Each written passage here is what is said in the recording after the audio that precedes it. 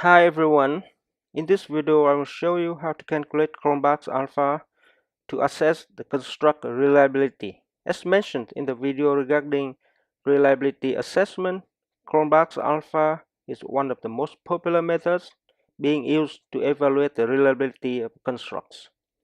In this example, we will calculate CronbachsAlpha with HBET dataset. In order to calculate CronbachsAlpha to evaluate the construct reliability using SPSS, we select Analyze from the menu and select Scale, then choose Reliability Analysis from the list. It opens up the Reliability Analysis window. As you can see here, SPSS has many options for reliability analysis, but we use alpha for the purpose of reliability assessment. Another method of evaluating the reliability is to use construct reliability score, which will be covered in DAV 724. The exploratory factor analysis indicated several factors and corresponding items. Let's examine one factor, customer service factor, which consists of three items: X9, complaint resolution; X16, order and billing; and X19, delivery speed. We select these variables and move them to the items box on the right. We'll be using CronbachsAlpha to evaluate the reliability of this factor.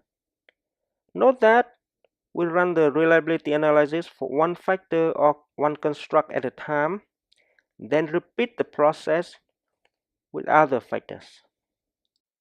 We'll click Statistics button, and we need to check two important boxes: Scale if items deleted and Correlation. Click Continue and click OK. SPSS show the results of the reliability analysis. The first one and also important one that we need to look at is the CronbachsAlpha value shown under reliability statistics. In this case, the CronbachsAlpha is 0.897.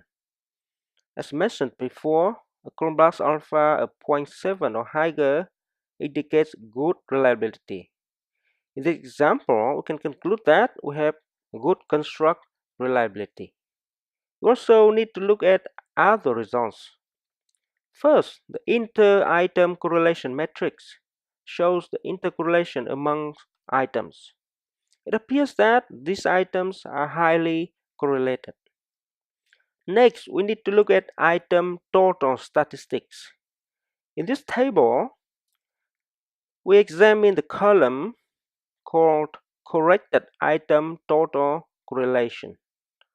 All items are expected to be highly correlated to the total. This column shows the correlation between a single item and the summated scale or total scale. The cutoff value of 0.3 should be used when examining this value. Any item that has an item total correlation less than 0.3 should be concerned and may even need to be removed.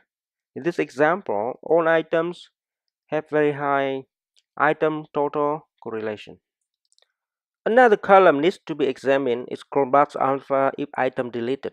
This shows the CronbachsAlpha value if a specific item is deleted. For example, if we delete item X9, then CronbachsAlpha will be 0.844. If we delete X16, then CronbachsAlpha will be 0.864, etc. The purpose of this column is to allow us to examine whether deleting an item will improve the CronbachsAlpha. So we compare these values with the overall CronbachsAlpha up there, which is 0.897. We see that deleting any of these items will not improve the CronbachsAlpha. Typically, if we have a good CronbachsAlpha value, we do not need to delete any item, even though this action will improve the overall CronbachsAlpha. If the overall CronbachsAlpha is not satisfactory, we can use this information to improve the score Again, deleting any item from a factor must be considered carefully because it will affect the factor structure and lead to losing information. One more point about CronbachsAlpha. If you receive a negative CronbachsAlpha, it means some items are not measured in the same direction, which causes negative correlations. The solution is to reverse these items, but this creates more work and in some cases will affect hypothesis testing. I would strongly suggest avoiding this situation when you design the questionnaire. Make sure all items are measured in the same direction. This is how to conduct reliability analysis using SPSS. Thank you and bye now.